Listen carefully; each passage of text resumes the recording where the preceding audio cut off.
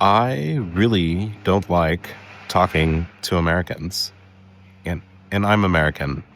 And what I mean is that I might be out and about here in Italy, where I'm living currently, or where I used to live previously in Finland, and I might hear people speaking, and I already know more or less where they're from the accent, uh, maybe not exactly. And I can choose to either be silent or engage or even encourage some sort of interaction. But uh, like today, whenever I have encouraged that interaction, I almost always regret it. So why do I hate talking to Americans? And again, I'm American, but I've been living abroad. I spent a year living in Paris, France.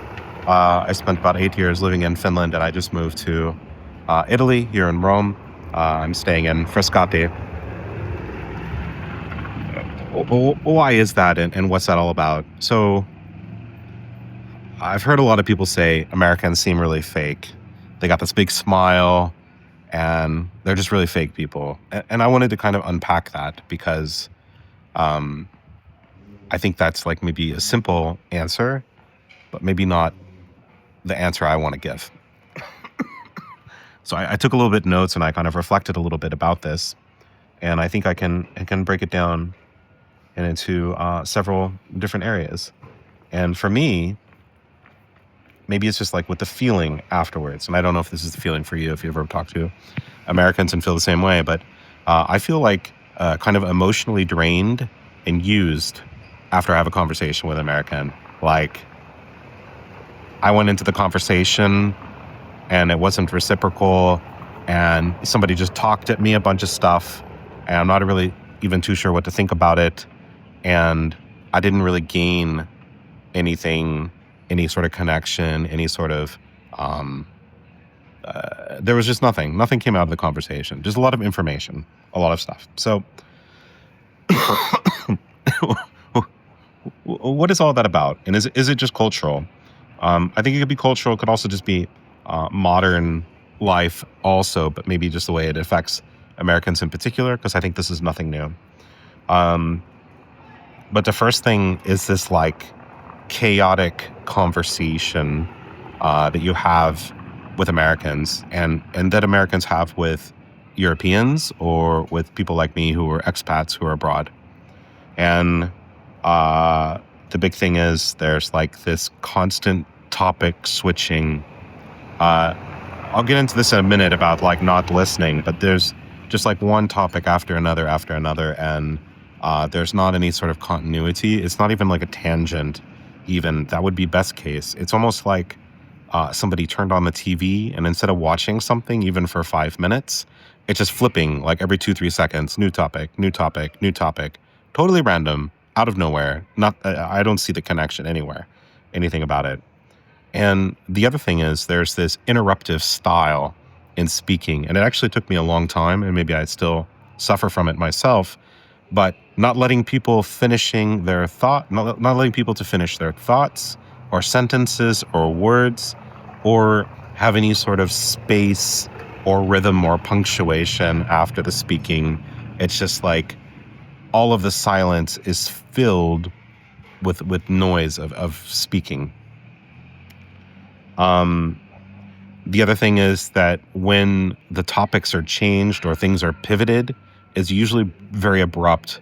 So there's no transition. There's no listening to what you may have been saying that you got interrupted, or the previous topic. There's no indication they heard anything at all. It's just onto a new topic. Or if they have a companion or someone like that with them, they may have been speaking to you. They may even stop mid-sentence or something like that, turn to the other person and just stop talking to you abruptly, only then to totally interrupt you and just start speaking to you again randomly later. The other thing, and I think from living in Finland, for me, this is like my level of social awkwardness is quite high. I can be quite accepting of huge levels of awkwardness. However, there's something about how the conversation closes, and maybe it's not even a conversation, really. So maybe that's part of the problem. But they might just get up and walk away. They might not even acknowledge they talked to you at all. They might not even look at you. They might even talk to somebody else as a way to not talk to you or acknowledge you or say goodbye or even a gesture or a look. And this isn't, for me in Finland, like people might leave. There's not this cultural expectation that you have to say goodbye to people all the time, or even at a party or something. If you want to go, you can just like kind of get up and go. Of course, in some contexts, it's a little bit different. But this is different because it feels more like they're intentionally trying to not acknowledge or not say goodbye or give you any sort of closure to the conversation. And yeah. So that brings me to the next topic. And I'm not sure if this one is fitting in with the fakeness, but for me, it reads a little bit fake or bragging. But it's basically like bragging or self-narrating. So when I hear Americans speaking, they tend to speak in terms of things that they will do in the future as if they've already done it. So maybe I've moved to Finland. It was like not easy. I've already lived there. I already know the experience, so on and so forth. But someone might say, "Oh yeah, maybe I'm going to move to Finland," or they say something like this, like as if they're already doing it, as if they've already done it, or that it's easy, or it's in some way diminishing it, or they might spout off other things like that, things that are like in the future they haven't done, they're thinking about, maybe they've done. And the other things are things about identity. They tend to just blurt out things that maybe are insensitive to people in their socioeconomic situation or in their place in life, or just make a bunch of declarations about who they are, what they do for a living, how much money they make. They might not say it directly, but they more or less say it. What kind of situation they're in financially, whether they have a car, who they're living with, like all sorts of things they will talk about. It has nothing to do with you, but they're just making this declaration of their like identity. And the other part of that I especially don't like is this like sizing up of you when you're having a conversation.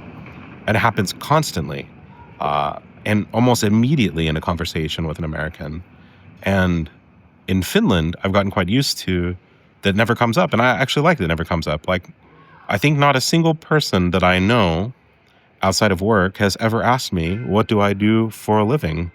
And I think it's because nobody cares, for one. And also, it's just not socially accepted to be like sizing people up like that. There is some of this sizing up that happens, but it's much more indirect and only have to get to know people a little bit better. But they ask you all sorts of questions and like, where do you live? How long you been there? Do you have a car? You own a house? Where do you work? How long you work there? How much money you make? I don't know. They ask you all sorts of stuff. None of their business. I don't know. And what does it have to do with anything? Like, is it really so important as part of your personal identity with some people you just met to talk about what you do for a living? I don't know. Another one, and I think this comes across with the fakeness. So there is this like smiling that happens very frequently. I think smiling is something that doesn't happen in Finland often. They have this joke about the Finnish smile. It's something like this, like, this is the Finnish smile, just like a neutral face. But people do smile, and people are nice sometimes, so it's not really true. But in general, you don't go smiling at everybody for nothing. But I think it's not just the smiling, but it's like people act very friendly, and they're not. They're not friendly, and that's where the fakeness comes. So I feel like in Italy, people are friendly, and that's a part of the culture. But I think people are friendly, and they're being friendly. They're friendly people. And some people are more friendly than others, and some people are a little bit less friendly. But it's more friendly in general than in Finland. People you haven't known very long. But people are not fake about it. They're genuinely being friendly. And that brings me to another part of this. And the biggest thing is, so I'll get into this a little bit more about not listening. but like there's no continuity in the conversation. So this is like why I feel like I'm being talked at, because they're either half listening or not listening much at all. I don't know what the percentage is. Uh, they maybe don't even remember you. You see them on the street again. You see them in the next situation. When you're in a small town, you see people very frequently. And I think this really rubs people the wrong way. You don't remember people. You don't remember the conversation, anything about them, because you're so focused on your part of that conversation. I think it's really unfortunate. It's a really nice thing as a human to get to know other humans and know who they are and learn about them over time. And this is one thing that really rubs me the wrong way about Americans, because I often run into them. There's no continuity from one conversation to the next. Finnish people I've known, even here in Italy, even simple conversations, there are people remember the conversation. They remember who you are in general. Something about you, not everything. And it's nice. And it's not nice to have someone not remember it all. So that brings me to the biggest point, and I don't know if it's about modern culture in general, but I feel like it's either much more exaggerated or emphasized in American culture. But it's this like lack of attention and lack of listening. And when I say listening, what I mean is that if somebody is speaking and the other person is listening to the words that come out of their mouth, processing, thinking a bit about it, organizing that information, and maybe remembering and waiting for some point in which to kind of volley the conversation back. However, I feel like there's almost no listening that goes on, or they just catch little fragments of little pieces of what you say at best. And those might come back later in some random question to you or interrogation. But it doesn't feel like they're listening or got the vibe or the understanding of what you said at all. And not like 100%, not like 50%. I don't know if it's like even 5%. It's really quite bad. And for me, as an American, it's shameful that people are acting this way and just have no attention when it comes to speaking with other people.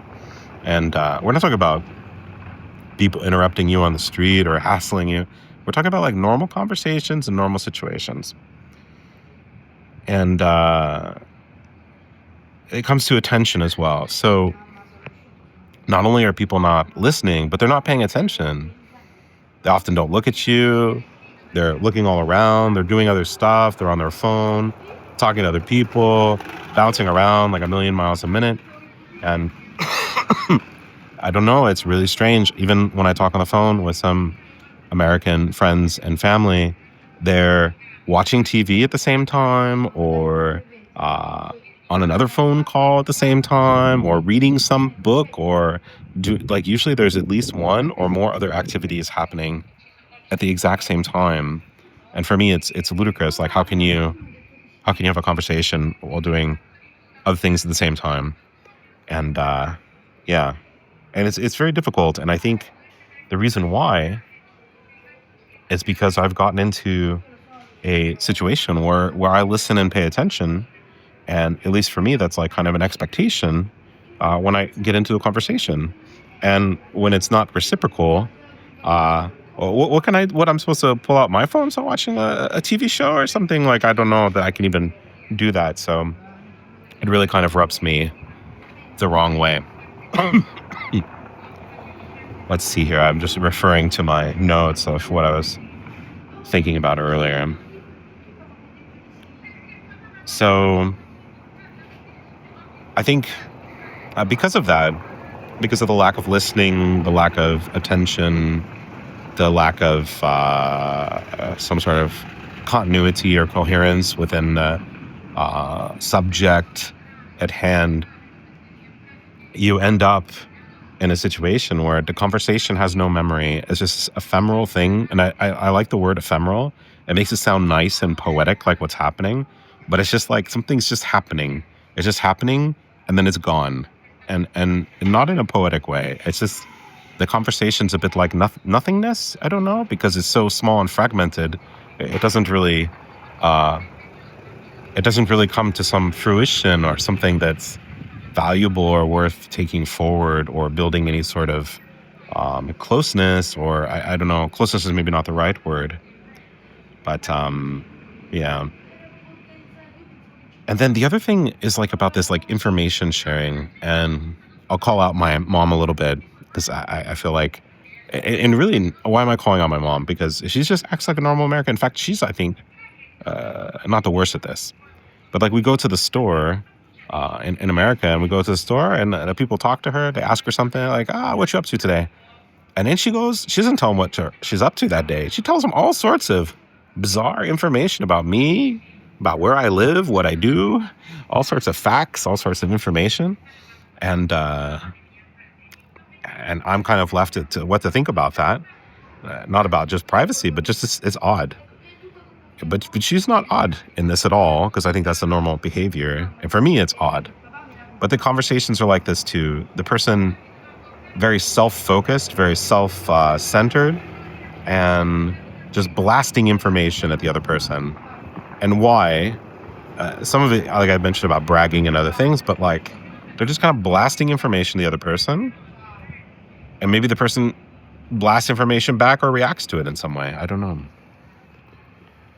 So what's the other thing that rubs me the wrong way? The other thing that rubs me the wrong way is this ethnocentrism of America and American politics and American topics. So, look, America is a big country, and there's some great things that have happened out of there, and a lot of influence with Hollywood and such. But it is not the end all be all of everything, and I can't tell you how much it rubs me the wrong way when people come here and just bring up randomly American politics, their specific point of view, and imply that you have the same exact point of view. And I don't think it matters if you align or disalign, but it's a very like ethnocentric, very self-focused way of having conversation, because they don't invite people to discuss first, right? First of all, it's one of the big taboos, right? One is politics, one is religion. I forget the other ones, not to talk about in conversations, at least at work, but always comes up. And then they kind of self-proclaim their opinions about European politics and what it's like to live here. And they don't live here. And in my opinion, they don't know what's going on. And it's like they listened to some NPR in the car on the way or whenever 2-3 months back and made some self-informed declarations of what they think the immigration crisis or policies are in Europe, which they are quite diverse, what that means and how they're in alignment with the US or not. And it's a big, complex system, and there's a lot of things going on. And I just find it very odd. I don't go to America. I don't go to America when I visit and start blasting people with my opinions, European opinions of America and American politics, or start talking to people about hyper-specific European politics they probably wouldn't be aware of at all. But this is like a thing that happens in almost all of these conversations, which I mentioned I almost always regret when I get into these conversations. And so now maybe I'm just going to be quiet. Just keep to myself.